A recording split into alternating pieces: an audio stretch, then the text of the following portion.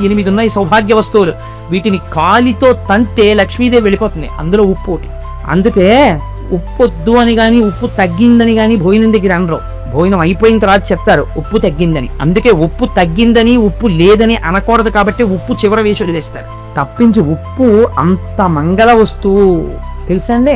అందుచేత ఉప్పు, పెరుగు, అనుములు, తాటి చెట్టు ఇలా కొన్ని ఉన్నాయి. ఆ తాటాకు యందు అమ్మవారి తత్వం ఉంటుంది, సౌభాగ్య వస్తువు. అందుకే తాటంక మహిమ